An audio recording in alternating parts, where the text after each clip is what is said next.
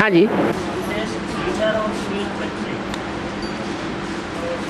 तो आठ बच्चों को कहा गया है, 8 बच्चों को स्वीटेस्ट कहा गया है। स्वीटेस्ट होता है एक, जो स्वीटेस्ट लक़ब है वो सब के बीच में एक चुना जाता है, उसको कहते हैं स्वीटेस्ट, माने सबसे ज्यादा स्वीट। 8 को नहीं कहेंगे। हाँ, स्वीटर 108 को कहा है। स्वीटर 108 को भी नहीं कहेंगे, क्योंकि 108 के मुकाबले स्वीटर हैं 8।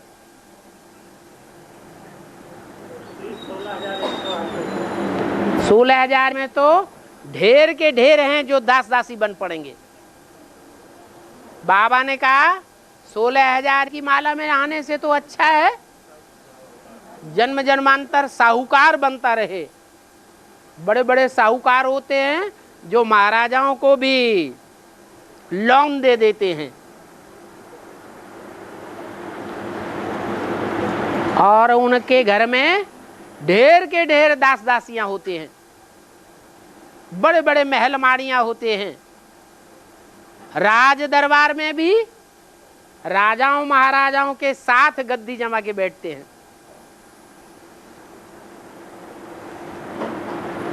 तो दास दासी बनना अच्छा या साहूकार बनना अच्छा? ऐसी बात नहीं है कि 16,108 में सारे ही दास दासी बनते हैं, नहीं, ढेर के ढेर है जो दास दासी बनते हैं। इसलिए उनको स्वीट नहीं कहेंगे। और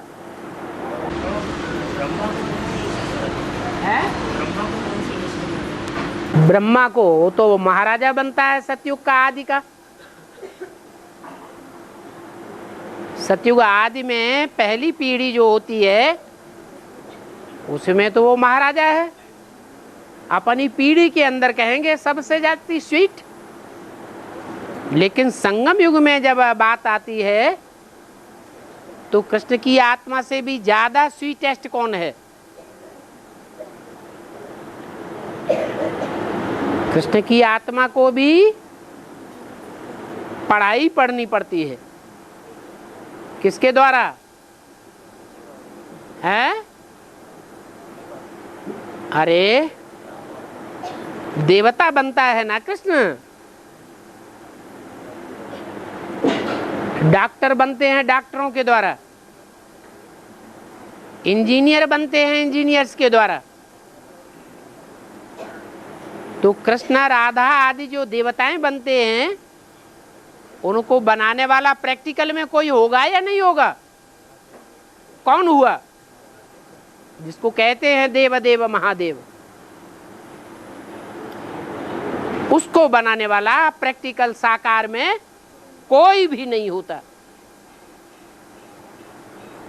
इसलिए संगम युग में कहेंगे नारायण को sweetest. Next to God is Shankar, next to God is Narayan, next to God is Krishna, next to God is Prajapita. तो ये चारों ही लक़ब एक व्यक्तित्व के हैं या ये चारों अलग अलग व्यक्तित्व हैं? एक ही व्यक्तित्व है। और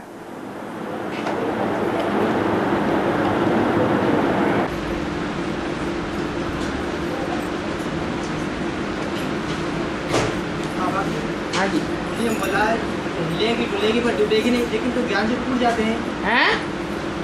बोला हिलेंगे डुलेगी लेकिन डूबेगी नहीं। हाँ, लेकिन जो ज्ञान से टूट जाते हैं या शरीर छोड़ देते हैं तो के लिए क्या है? जिनके अंदर भक्ति मार्ग के संस्कार कोई न कोई 100% तक पहुंच जाते हैं उनको शरीर छोड़ना पड़ेगा। तो डूब गए ना, उनकी बात थोड़ा ही है। उस नैया की बात है जिस नैया पर कृष्ण कन्हैया बैठता है।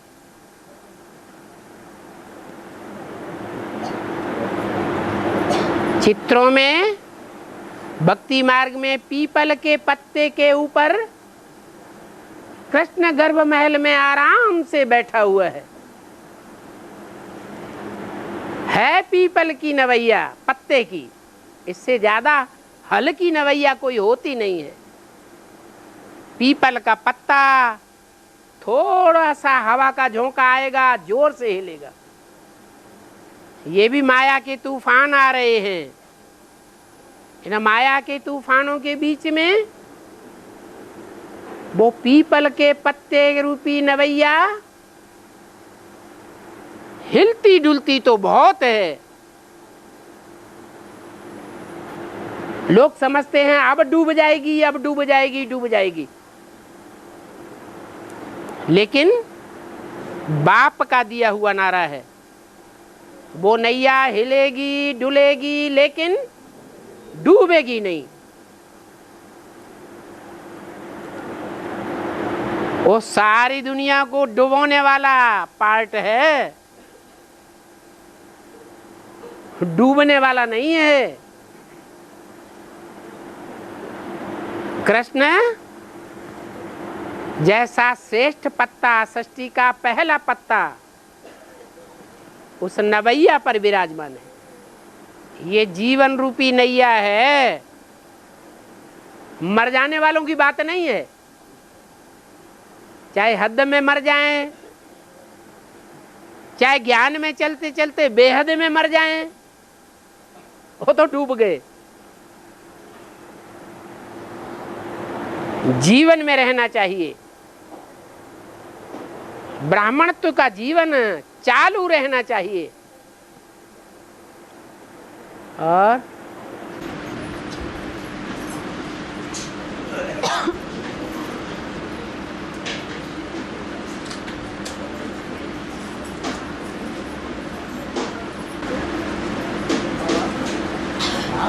भाग ना बनाना की आपकी बात है, इसमें गुरु ड्रामा की बात है। भाग बनाना भाग ना बनाना बुद्धि रूपी हाथ की बात है। बुद्ध रूपी हाथ की माना जो नास्तिक लोग हैं उनको भी बुद्ध रूपी हाथ है। वो नास्तिक लोग जो एटम बम बनाने वाले हैं ज्ञान तो नहीं ले रहे हैं, बुद्ध रूपी हाथ उनको है या नहीं? वो भाग्य बना सकते हैं? हैं? नहीं बना सकते। तो ये बात तो गलत है कि कोई का भी बुद्ध रूपी हाथ भाग्य बना सकता है या भाग्य बिगाड़ सकता है? नहीं। ऐसा बुद्ध रूपी हाथ है जो भगवान के बुद्ध रूपी हाथ में दे दिया गया हो और सदैव ही भगवान के बुद्ध रूपी हाथ में ही रहे, कभी बिछुड़े नहीं। वो अपना भाग्य बनाएगा, बिगाड़ नहीं सकता। इसलिए बोला है कि भाग्य बनाना और बिगाड़ना अपने हाथ की बात है। और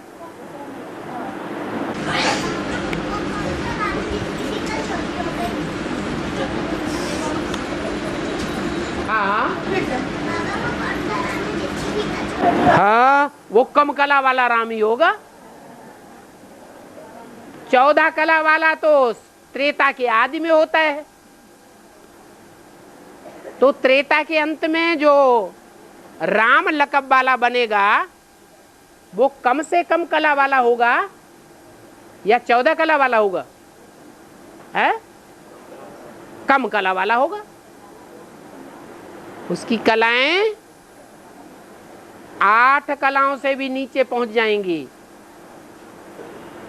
तो जरूर उसकी सीता चोरी हो जाती है।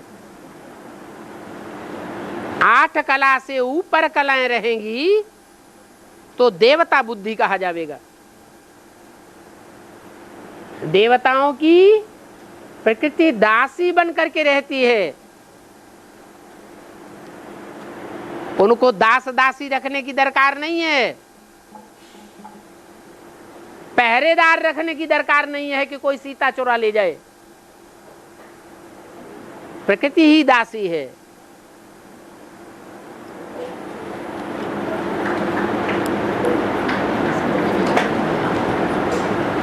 इसलिए सीढ़ी के चित्र में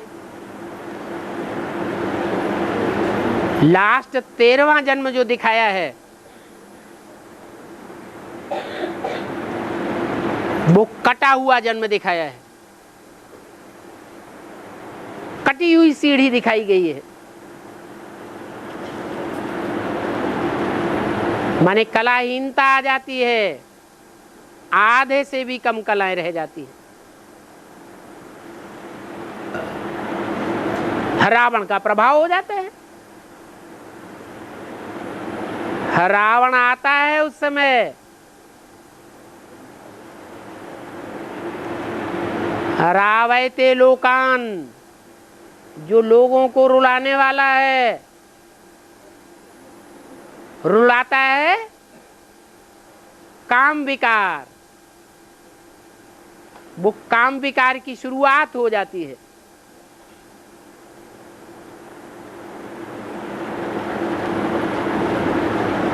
वो विकृति है।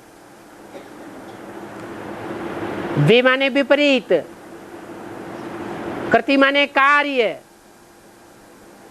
कर्मेंद्रियों से ऐसा विपरीत कार्य कराता है कि जिसके साथ कार्य करता है वो भी रोता है।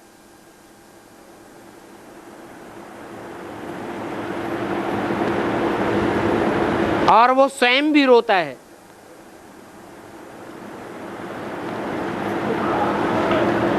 उससे जो पैदाइश होती है वो बच्चा भी रोते रोते पैदा होता है। नहीं तो सतयुग त्रेता में रोते रोते बच्चे पैदा नहीं होते, बड़ा सहज जन्म होता है। और अभी तो रावण राज्य इतना गहरा जाता है कि बिच्छू की तरह पेट फाड़ करके बच्चे पैदा किए जाते हैं,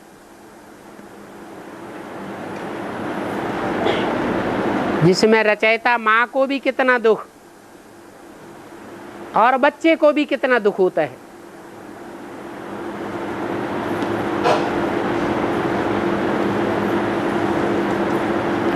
और बाबा, बेसिक में पवित्र आत्मा है तो आपको नहीं पहचान पा रहे, अपवित्र आत्मा है तो आपको पहचान पा रहे। बाप को पहचानने वाले वो आत्माएं होनी चाहिए जो जन्म जन्मांतर के बड़े बड़े राजाएं बने हैं, जिन्होंने राजयोग सीखा है। वो भगवान बाप को पहले पहचानेंगे। या जो रानियां बनी हैं, राजाएं नहीं बने हैं, राजाओं की आधीनता में रहे हैं।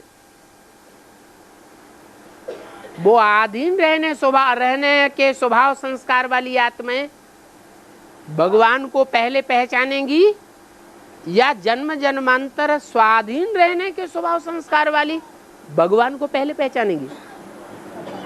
है? किसको पहले पहचानना चाहिए? जिनको स्वाधीनता प्रिय है। सर कटा सकते हैं लेकिन सर झुका सकते नहीं,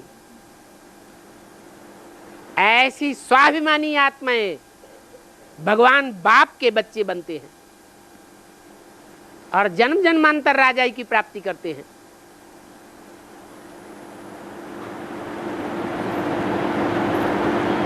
पवित्रता ही अगर बड़ी चीज होती तो साधु सन्यासियों को पहले ज्ञान में आना चाहिए, या पापात्माओं को ज्ञान में पहले आना चाहिए, बंदरों को आना चाहिए? है? भगवान किसको ज्ञान देने आता है? पतितों को ज्ञान देने आता है या पावन को ज्ञान देने आता है? अरे पावन को उठाया तो क्या बड़ी बात है, पतित को उठाए तो बड़ी बात है। अज्ञानी को ज्ञानी बनाना ये बड़ी बात है या ज्ञानी को ज्ञानी बनाना बड़ी बात है? अज्ञानी को ज्ञानी बनाना ये बड़ी बात है। और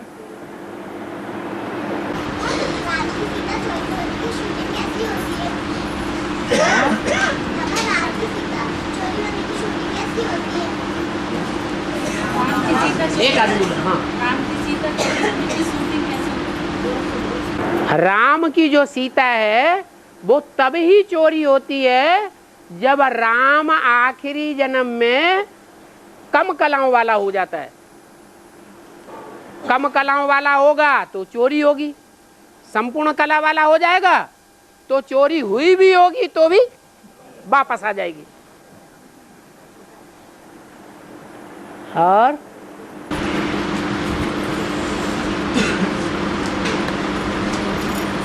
बाबा जिन आत्माओं का भक्त मार्ग में मतलब वो विश्वास है तो वो ज्ञान मार्ग मतलब ज्ञान बताने के बावजूद भी विश्वास नहीं करते और मतलब कहते हैं उनका अपमान होता है। तो क्या सही में उनका अपमान होता है जिसकी वो आराधना करते हैं? भक्ति कहा जाता है भागते रहो भागते रहो भागते रहो। बुद्धि भागती रहे, कहीं टिके नहीं। क्यों? क्योंकि भक्ति मार्ग में भगवान सर्वव्यापी है कि एक व्यापी है? सर्वव्यापी है। कभी यहाँ कभी यहाँ कभी यहाँ, कभी मंदिर कभी मस्जिद कभी गुरुद्वारा, कभी ये तीर्थ स्थान कभी वो तीर्थ स्थान, कभी तीसरा तीर्थ स्थान। तो गुरु लोग खुद भी भटकते हैं। गुरुओं की भक्ति, गुरुओं की बुद्धि खुद भी भटकती है, भगवान को पक्का पक्का पहचानती नहीं और अपने चेलों को भी भटकाते रहते। भक्ति है अंधश्रद्धा का मार्ग। श्रद्धा विश्वास तो अच्छी चीज है, लेकिन अंधश्रद्धा अंधविश्वास बहुत खराब चीज है। इसका फाउंडेशन गुरु लोग डालते हैं जो न भगवान को खुद पहचानते हैं, अंदर से जानते भी हैं कि हम भगवान को नहीं जानते। जो शिवो हम कह के बैठते हैं वो भी जानते हैं कि हम भगवान नहीं हैं।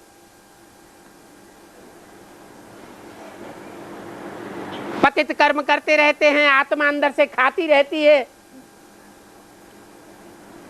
जानते हैं अंदर से कि हम भगवान नहीं हैं, तो भी दूसरों को पढ़ाते हैं शिवो हम तुम्हारे गुरु हैं, पहले हमारी आरती उतारो, फिर मंदिर में जाके जड़ चित्रों की आरती उतारो।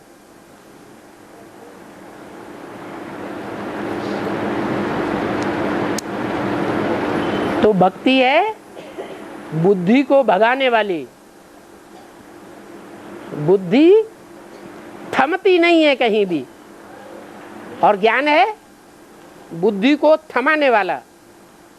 लेकिन वो बोलते हैं कि उन आत्माओं का फिर अपमान होता है, फिर अपमान होता है, जिसकी मतलब आराधना करते हैं उनका अपमान होता है। और जो गड्ढे में जाते रहते हैं तब अपमान महसूस नहीं करते? जब नाक रगड़ते रहते हैं गड्ढे में तब अपमान महसूस नहीं होता है? अरे होता है कि नहीं? तब समझते हैं कि हमारी शक्ति क्षीण हो गई, हम नरक में जा रहे हैं, नरक में गोते खा रहे हैं। भगवान तो हमको ऊंचा उठाने आया है और मनुष्य गुरु हमको नीचे गिराते हैं भक्ति सिखा करके। खुद की भी बुद्धि भागती रहती है और दूसरों की बुद्धि को भी भटकाते रहते हैं।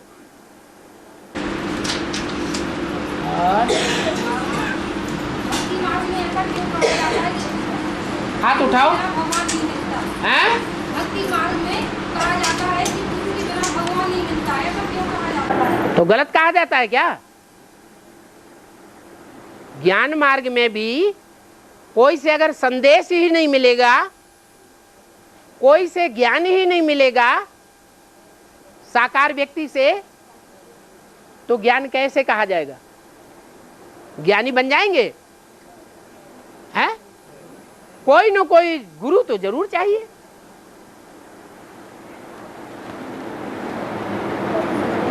और जिसको पहले ज्ञान मिलता है और दूसरों को ज्ञान देने के निमित्त बनता है, उसका आदर सत्कार करना चाहिए या नहीं करना चाहिए? हैं? करना चाहिए। ब्रह्मा बाबा की क्या गलती हुई? भक्ति मार्ग के साक्षात्कार हुए, अपने गुरु से पूछा, अनभिज्ञता जाहिर कर दी। पहले के गुरुओं से भी पूछा, 12 गुरु किए थे, उन्होंने भी ना कर दिया। वाराणसी में जाकर के बड़े बड़े विद्वान पंडित आचार्यों से पूछा, उन्होंने भी ना कर दिया।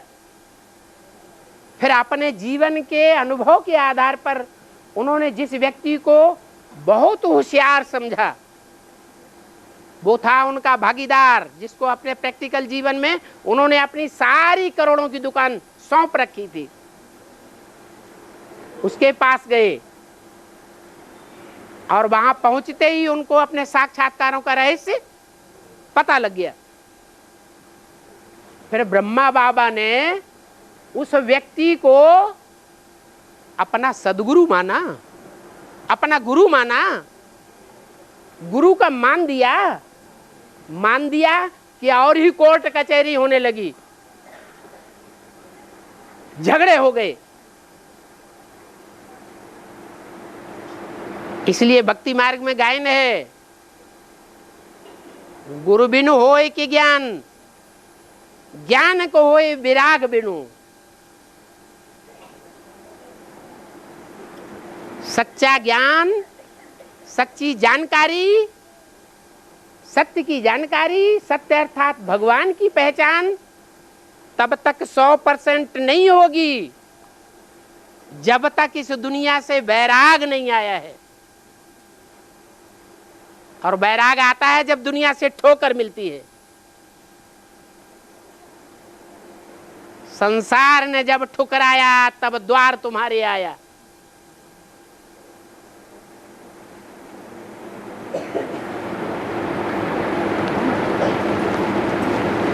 गुरु जरूर चाहिए जो हमें संदेश देता है, जिसके द्वारा हमको सारे सृष्टि चक्र की नॉलेज मिलती है तो ईश्वर की नॉलेज, लेकिन निमित्त कौन बना? पूर्व जन्मों का कोई हिसाब किताब है ना, जो वही व्यक्ति हमारा निमित्त बना। जरूर उसने अच्छे कर्म किए हैं, तब तो हमको रास्ता बताने के निमित्त बना। तो उसका मान सम्मान नहीं करना चाहिए है? ब्रह्मा बाबा को मुरली में बाबा ने बोला कि अपने को ब्रह्मा कुमार ब्रह्मा कुमारी कहना रंग है, ब्रह्मा कुमारी ईश्वरी विश्वविद्यालय लिखना भी रंग है, क्योंकि इस विश्वविद्यालय की स्थापना करने वाला ब्रह्मा नहीं है। ब्रह्मा माने बड़ी अम्मा, बड़ी अम्मा के ऊपर भी कोई बप्पा बैठा हुआ है, उसको क्यों भूल जाते हो? इसलिए लिखो प्रजापिता ब्रह्मा कुमार ब्रह्मा कुमारी, प्रजापिता ब्रह्मा कुमारी ईश्वरी विश्वविद्यालय। फिर भी नहीं समझ में आया। आज तक भी अपन को ब्रह्मा कुमार कुमारी ही लिखते हैं। न ब्रह्मा को उस प्रजापिता की वैल्यू का पता चला और न ब्रह्मा कुमार कुमारी को उस प्रजापिता की वैल्यू का पता चला। उसका नाम निशान उड़ा दिया। पहले तो बड़ी बड़ी ब्रह्मा कुमारियां बोलती थी भाषण में, पीहू की वाणी, पीहू की वाणी।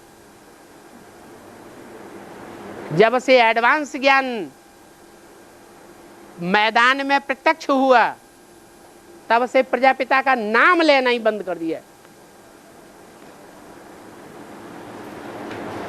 तो भक्ति बढ़ेगी या ज्ञान बढ़ेगा? है जो भी बी के आश्रम हैं उन सब में देखो जाके वही भक्ति मार्ग का प्रोपोगंडा बढ़ता चला जाता है और ज्ञान मार्ग सारा उड़ गया। इसलिए ये जो कहावत है भक्ति मार्ग में, गुरु जरूर चाहिए, गुरु की महिमा है, लेकिन गुरु गुरु है, सदगुरु नहीं है। वो गुरु ज्ञान देने के निमित्त बन सकता है, हमको संदेश देने के निमित्त बन सकता है, लेकिन हमारी सदगति नहीं कर सकता। और गाँव के लोग बात बोलते हैं हम 4 बच्चियां छोड़े आए। गाँव के लोग बात बोलते हैं कि तुम्हारा भगवान कहाँ है, भगवान के लगा छोड़े आए कि तुम बेचे आए। ये माता जी बोल रही है कि 4 बच्चों को बाबा के यहाँ छोड़ आए, तो भगवान के छोड़ आए कि बेच के आए? भगवान के यहाँ छोड़ के आई, बेच के आई। जब आपकी रिपोर्ट करें हम तो आपको जेल जाने हमें। तो गांव वाले कहते हैं कि तुम्हारे घर वाले कहते हैं? गांव वाले कहते हैं। तो गांव वालों को कहो बच्चे तुमने पैदा किए कि हमने पैदा किए? बच्चों की ज्यादा चिंता हमको होगी कि तुमको होगी? या तो बाबा हमने बोल गई कि हाँ हम भगवान की लगा छोड़े आए वो हमें जाने। हाँ। आपकी तो बच्ची है ना हमारी की हम छोड़े आए, हमें भगवान की लगा जाने। हाँ जी। और बाप की महिमा करना भी बाप को याद करना। हाँ, कैटेगरी है याद की भी। जैसे भक्ति में कहते हैं 9 भक्ति, क्या 9 प्रकार की भक्ति। जब 9 प्रकार की भक्ति है तो कोई ऊंचे से ऊंची भक्ति भी होगी, उसे कहते हैं अव्यभिचारी भक्ति, जो द्वापर के आदि में थी और अभी है व्यभिचारी भक्ति। तो जो अनेक प्रकार की भक्ति है वो एक दूसरे से नीची नीची है। क्या आपको समझ में आया अपना जवाब है? सेवा करना भी याद करना। ये सेवा करना जो है वो भी याद करना तो है, लेकिन वो ऊंची कोटि की याद नहीं है जिस ऊंची कोटि की याद से 1 सेकंड में हम नीचे से ऊपर चढ़ जाते हैं, हाई जंप लगा जाते हैं। ब्रह्मा सो विष्णु कितनी देर में बनता है? 1 सेकंड में। वो 1 सेकंड है उसकी 100% ज्ञानी बनने की स्टेज।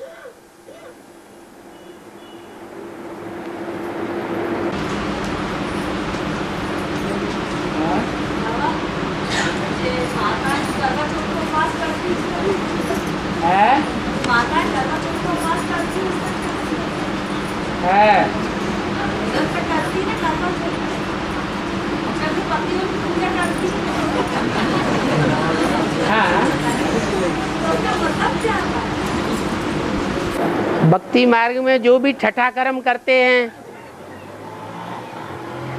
वो बुद्धि से समझ के करते हैं कि बेसमझी से करते हैं? हैं?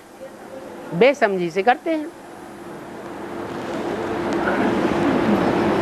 उसका नाम चौथ भी रखा हुआ है। क्या चौथ को अच्छा माना जाता है, बुरा माना जाता है? हैं? तजिया चौथ के चंद की नाई।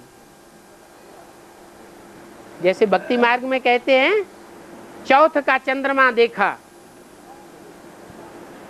तो खराब माना जाता है।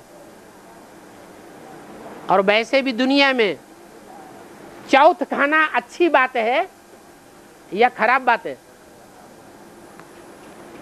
ये खराब बात है, तो उसका नाम ही है करवा चौथ।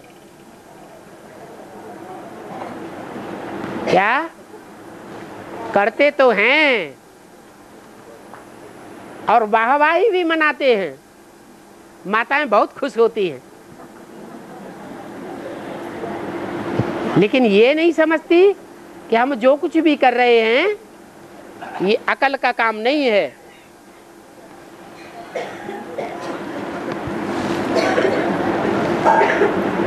हेलो, कौन सी माता ने पूछा?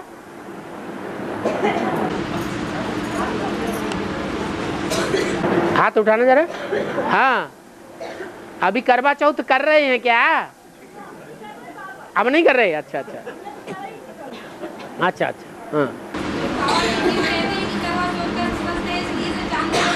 हाँ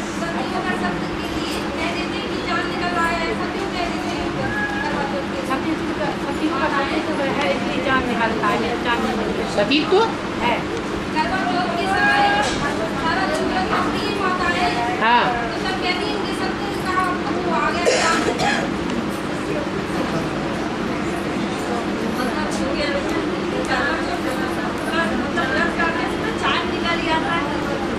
अरे कोई क्या कहता है, कोई क्या कहता है, इन बातों में क्यों पढ़ते हो? भगवान क्या कहता है इन बातों में पढ़ो ना।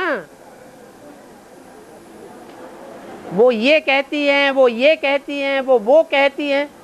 अरे ये तो दुनिया है 500 करोड़, 500 करोड़ की दुनिया 500 करोड़ की बातें करेगी। कहाँ कहाँ बुद्धि को रमाते रहते, वही बातें बुद्धि में घूमती रहती हैं। और हाँ रावण कौन? हाँ जरूर कहेंगे ये गुरु लोग, ये गुरु लोग। हाँ गुरु के लिए इशारा नहीं किया। हाँ पास में बैठे हुए गुरुओं की तरफ इशारे।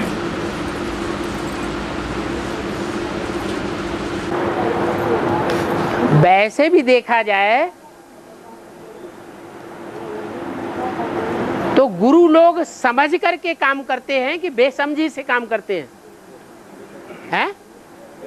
जो भी काम करते हैं या अपने चेलों से कराते हैं या अपने भक्तों से कराते हैं, वो समझ की बात होती है।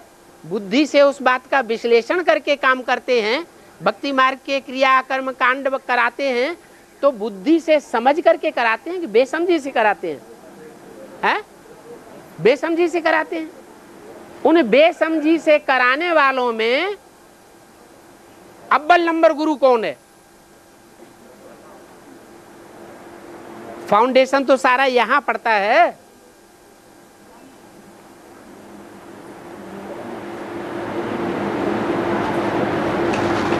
इतना विस्तार में ज्ञान समझा जा रहा है, समझाया जा रहा है, और बुद्धि के आधार पर ही समझा जाता है, समझाया जाता है, लेकिन उनकी बुद्धि में नहीं बैठता। इसलिए उनको कहते हैं अड़ियल बैल। ये गुरु लोग भी अभी ज्ञान को समझ रहे हैं क्या? अंदर से समझते हैं कि इनकी बात सच्ची है, लेकिन मान मर्तबे के कारण मानते नहीं हैं।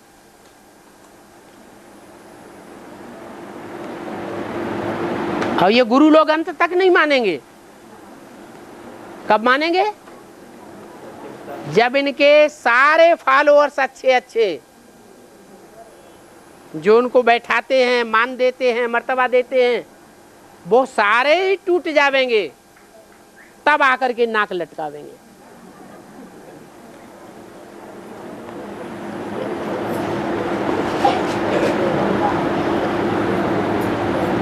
और 1 मिनट। हाँ बाबा बीके में जो संदेश ले गए वतन में संदेश के लिए जब बोल के हमने बाबा से मिला, बाबा हमें गले लगा रहे, ऐसी ऐसी बातें मतलब जो संदेश मिलाती हैं, तो उसका सत्यता है क्या? सत्य है? आपको कभी सपना हुआ कि नहीं? आपको कभी सपना होता है कि नहीं?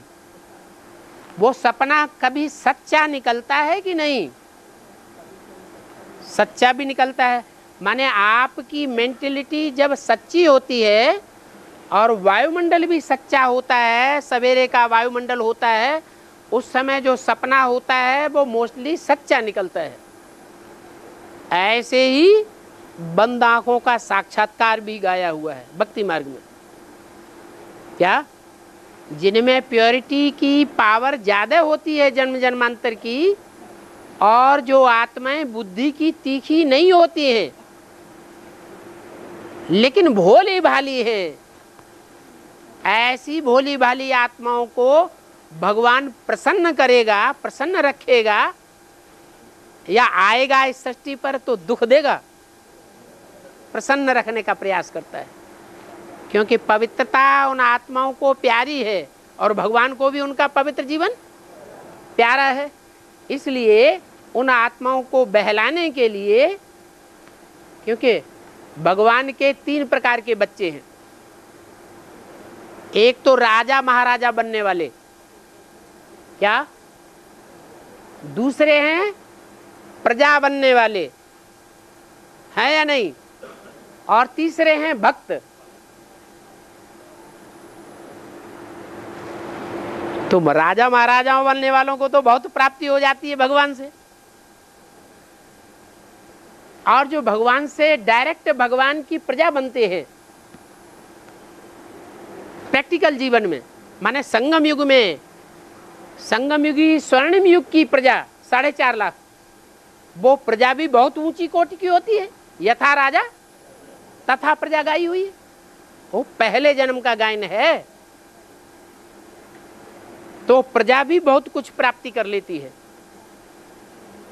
जब महाविनाश होगा तो 500-700 करोड़ मनुष्यों की नजर किनके ऊपर लगी होगी?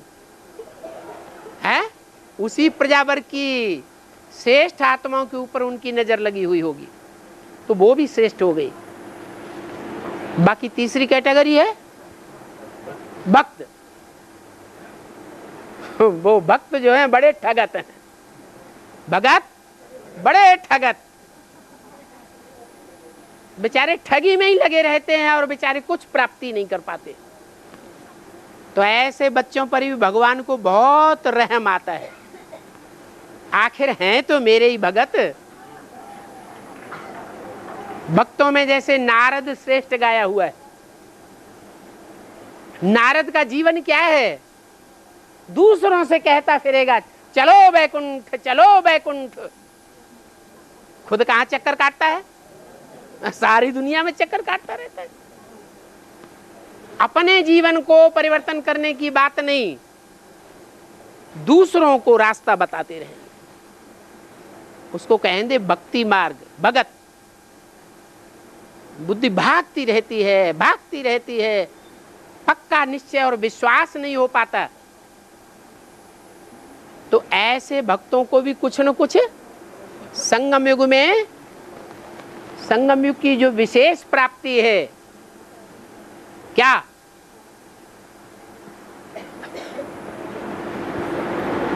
खुशी। संगम युग है मौजों का जीवन, मौजों का युग है। इस मौजों के युग में वो ज्ञान के आधार पर तो ले नहीं पाते, तो कम से कम साक्षात्कार के आधार पर उन्हें कुछ तो मिले, कुछ तो खुशी में रहें।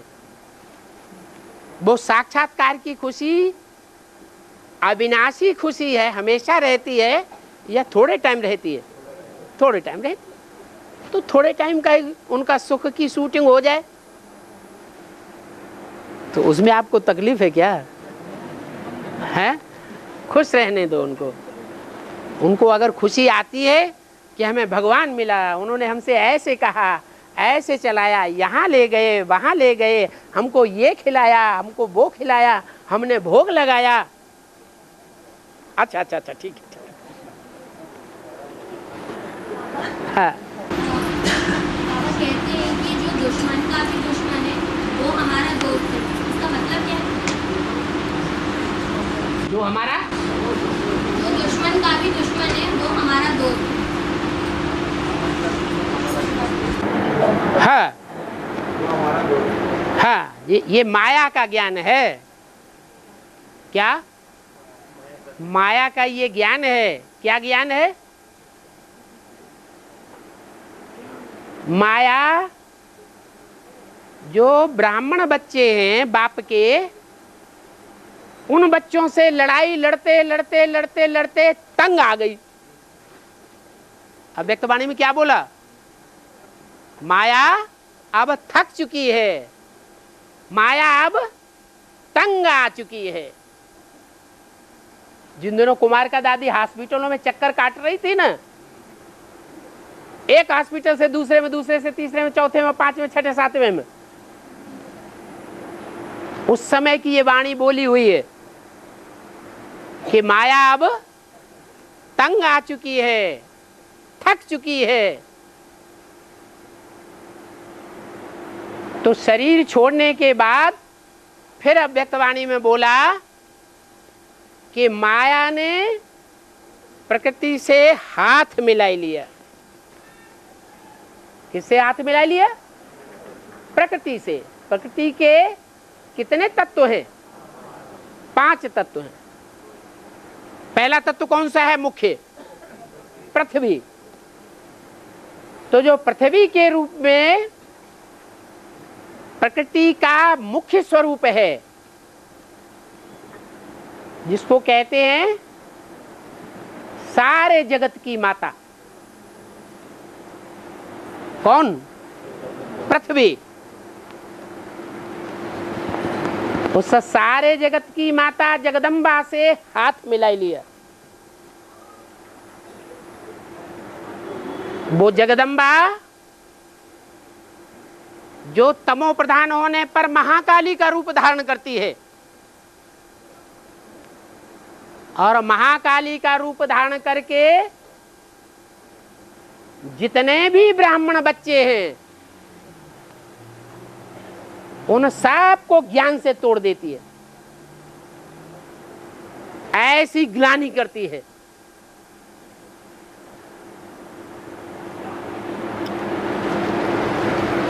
तो प्रकृति भी माया से हाथ मिला करके बाप की दुश्मन हुई या दोस्त हुई? हैं? क्या हुई? हैं? धीरे से बोलते। दुश्मन तो थी ही। प्रकृति जो है वो बाप के अपोजिशन में आ गई, और माया ने देखा कि ये बाप की दुश्मन है, और जो बाप है उसको मैं प्रत्यक्ष नहीं होने दूंगी। प्रत्यक्ष होने देती है? हैं? नहीं प्रत्यक्ष होने दूंगी। उल्टी पढ़ाई पढ़ाती रहूंगी बच्चों को। बच्चे कहेंगे बाप आया हुआ है, साकार में आया हुआ है। मैं कही नहीं, ये हो ही नहीं सकता। ऐसा झूठी बातें हैं। वो भगवान बाप नहीं है, शैतान है, शैतान। नहीं मानते हो तो देखो हम ये अखबार, इन अखबारों में, बड़े बड़े अखबारों में देखो, ये शैतान है या भगवान है? भगवान ऐसा होता है?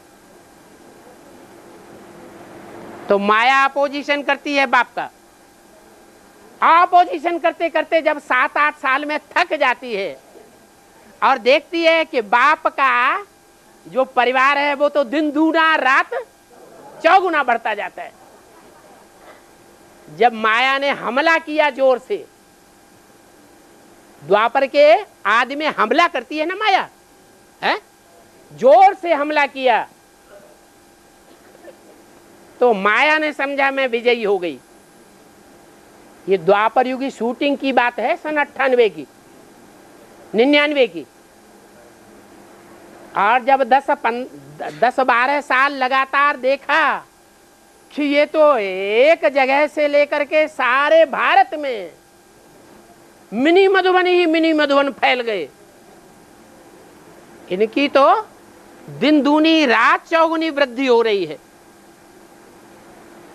मेरे बच्चे इतना एडवर्टाइजमेंट कर रहे हैं, इतना पैसा खर्च कर रहे हैं, बड़े बड़े प्रोग्राम कर रहे हैं, मेगा प्रोग्राम, मेले मलाखड़े, कॉन्फ्रेंस वगैरह, कितना पंप एंड शो करते हैं, फिर भी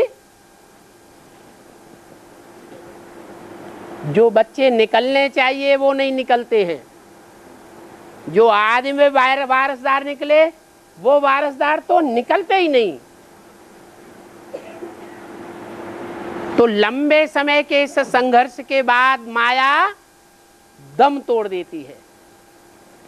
माया थक गई है, आखिरी दम तोड़ दिया। फिर युक्ति सूझी। माया बुद्धिमान है या बुद्धिहीन है? बुद्धिमान है। बुद्धिमान बाप की बच्ची बुद्धिमान नहीं होगी तो क्या होगी?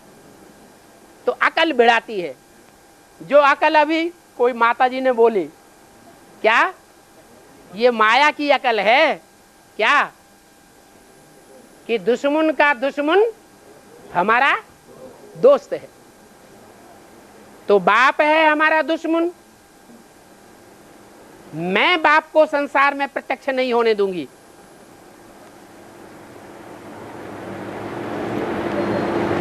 और बाप की जो पत्नी है, बाप को प्रकृतिपति कहा जाता है, तो जो बाप की पत्नी है, पृथ्वी माता कहो, प्रकृति माता कहो, कुदरत कहो, नेचर कहो, जो भगवान बाप की अव्वल नंबर रचना है, पहलौटी की रचना है, वो रचना माया देख रही है कि बाप की विरोधी बन के बैठी हुई है। क्या विरोधी किस आधार पर? जो अभी किसी बच्चे ने पूछा, राम की सीता चोरी हो गई, तो राम की जो सीता चोरी हो गई वो डुप्लीकेट सीता थी या अव्वल नंबर सीता थी? शास्त्रों में लिखा हुआ है, असली सीता को तो राम ने कहा तुम पावक में करो निवासा, जब लगी करो निशाचर नासा। जब तक मैं राक्षसों का नाश करता हूं तब तक तुम योग अग्नि में, पावक में निवास करो। तो वो तो योग अग्नि में बैठ जाती है। बाकी दूसरी सोने की मूर्ति, जड़ तत्व की मूर्ति तैयार की और सीता बना के बैठा दी। ये जड़ तत्व पृथ्वी से ही निकलते हैं, वो सीता पृथ्वी से ही निकलती है और पृथ्वी में ही समा जाती है। वो पृथ्वी माता से, प्रकृति माता से माया बेटी ने क्या कर लिया? हाथ मिला लिया। अब माया तो ऐसे ही सर्वशक्तिमान गाई हुई है,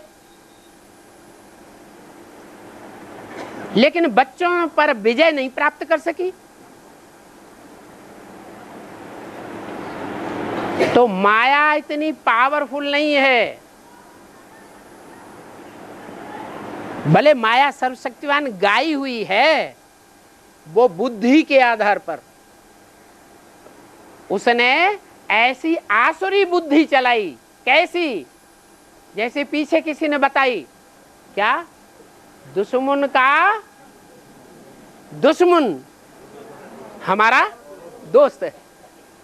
तो ये बुद्धि भिड़ा करके उसने पृथ्वी माता कहो, धरती माता कहो, प्रकृति माता कहो, उससे हाथ मिला लिया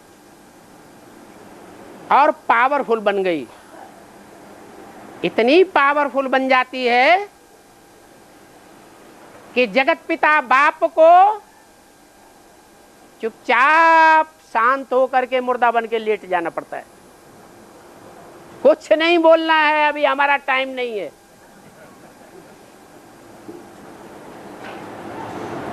वो माया बेटी महाकाली पर सवार होकर और वो विनाश मचाती है ब्राह्मणों की दुनिया में, कि ब्राह्मणों की दुनिया में सारे ही असुर भरे पड़े हैं, थोड़े से सूर्यवंशियों को छोड़ करके। 90% दूसरे दूसरे धर्म की आत्माओं के बीज हैं, जिनको घड़ी घड़ी अनिश्चय आता रहता है। ये बाप नहीं है, ये भगवान नहीं हो सकता, ये तो शैतान है, शैतान।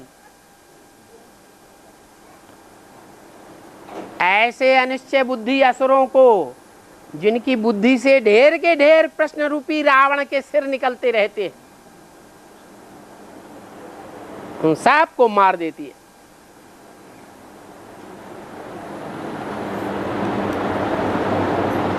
तो जगत पिता बाप क्या सोचता है?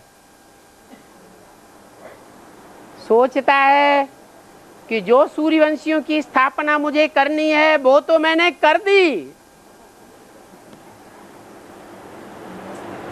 उनका तो माया अथवा प्रकृति भी कुछ बिगाड़ नहीं सकेगी।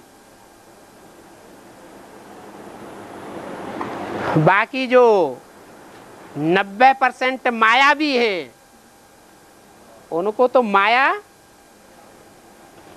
विनाश कर देगी। ये विनाश का काम बाप सोचते हैं मेरा ही तो है। विनाश किसके द्वारा गाया हुआ है? शंकर द्वारा विनाश गाया हुआ है। मुरली में कहा है मैं थोड़े विनाश करता हूं, करता नहीं हूं, लेकिन कराता तो हूं। तो शक्तियों को प्रेरणा देता है। वो शक्तियां असुर संहारिणी गाई हुई है, उनमें अव्वल नंबर है महाकाली, और वो एक नहीं है, हजार की हजारों भुजाएं हैं जो महाकाली की सहयोगी बनती है और बाप का काम तमाम कर देती है। आसुरी सृष्टि का ब्राह्मणों की दुनिया से विनाश हो जाता है। ब्राह्मणों की 9 कुरियां नंबरवार गाई हुई है, वो नंबरवार 9 कुरियां खलास हो जाती है और एक श्रेष्ठ कुरी सूर्यवंशी बचती है।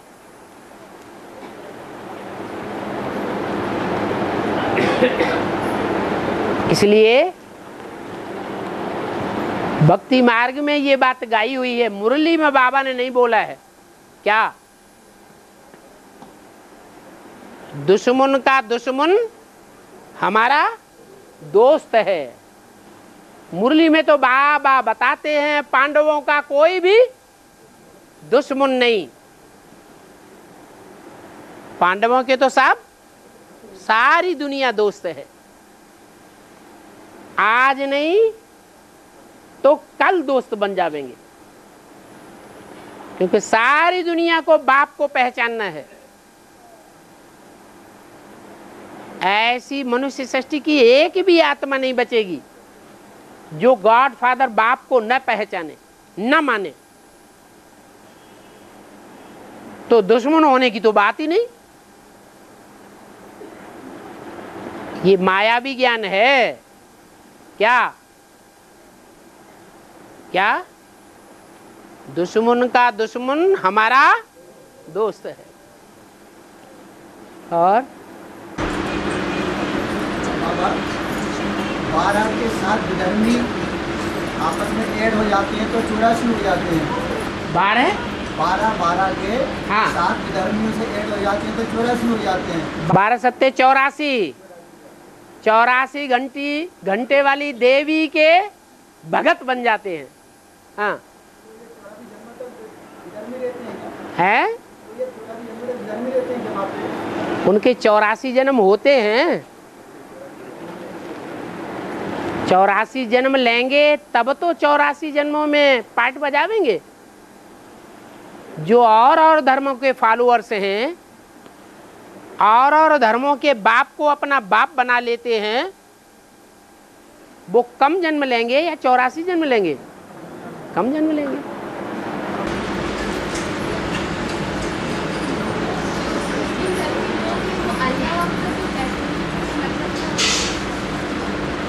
उधर तक पहुंचाना, कोने तक मुसलमान धर्म के लोग होते हैं कि अल्लाह ऊपर किस हाँ, वो इसलिए कहते हैं कि अल्लाह तो सबसे ऊंची आत्मा है।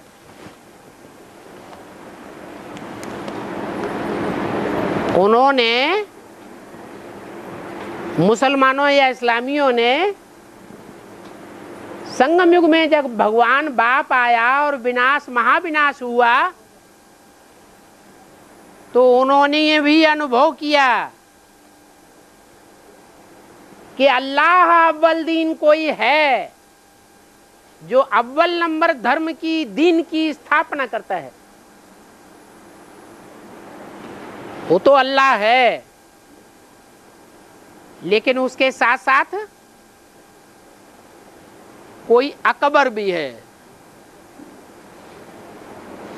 उस अव्वल नंबर दीन, अव्वल नंबर धर्म में तो हम जाने वाले नहीं हैं,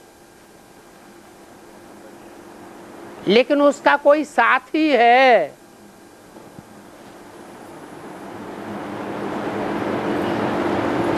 जिसका नाम उन्होंने रखा है अकबर।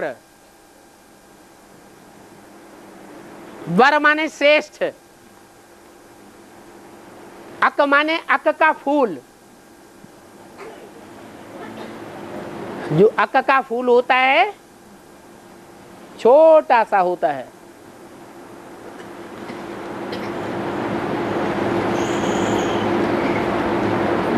लेकिन उसमें ऐसी सिफ्त है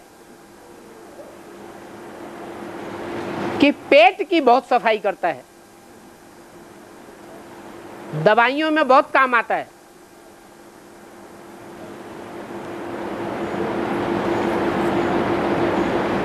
ये जो आतंकवादी निकले हैं दुनिया में, ये कौन से धर्म के हैं? है वही इस्लाम धर्म के।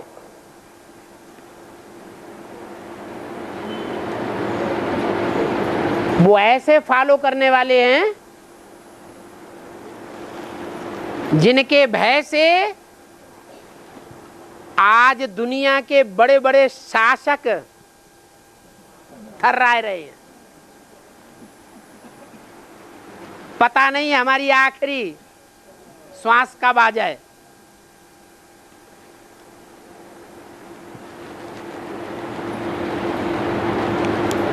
तो उनका बुद्ध रूपी पेट साफ हो रहा है या नहीं साफ हो रहा है? है? जो भय से भयभीत हो रहे हैं, कांप रहे हैं, उनके बुद्ध रूपी पेट की सफाई हो रही है कि हम जो गलत काम कर रहे हैं वो गलत कामों का अंजाम कभी भी हमारा सर कलम किया जा सकता है आतंकवादियों के द्वारा।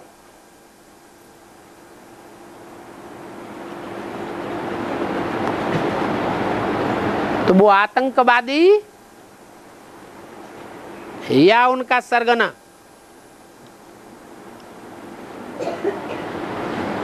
जो मुखिया है, जहां से इस्लाम धर्म की शुरुआत होती है,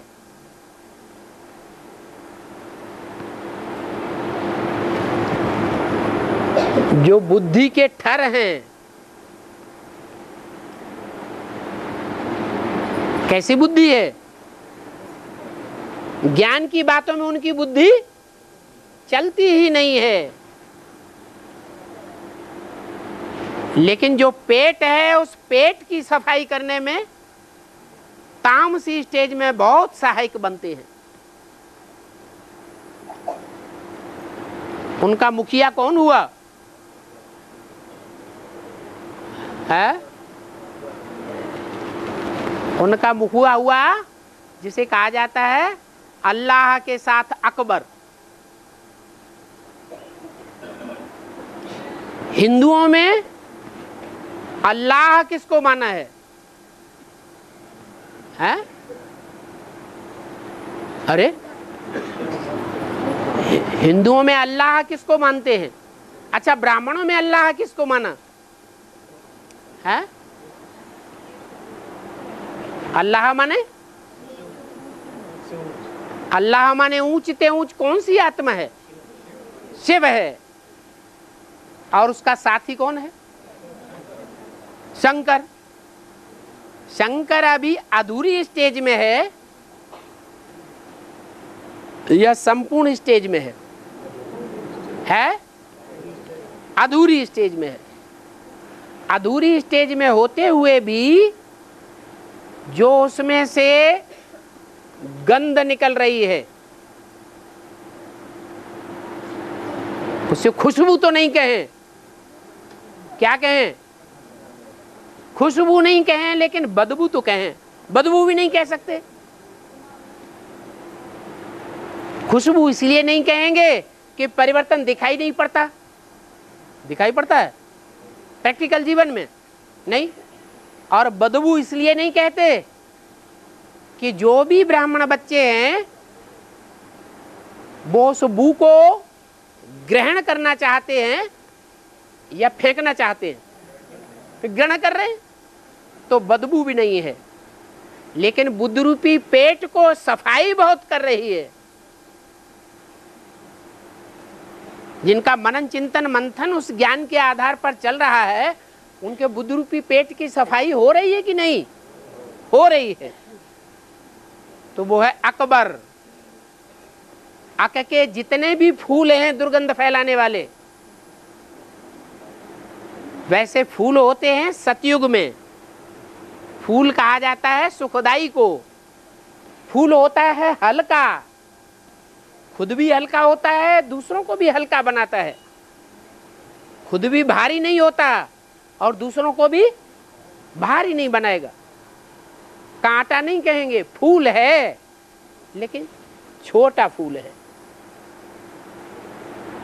अक के फूलों में वो श्रेष्ठ है। कैसा फूल है? वर। तो नाम क्या पड़ा? अकबर। जो हिंदुओं में याद करते हैं शिव शंकर भोलेनाथ, ऐसे ही मुसलमानों में भी किसको याद करते हैं? अल्लाह अकबर। भाषा का भेद है, अर्थ का कोई भेद नहीं है।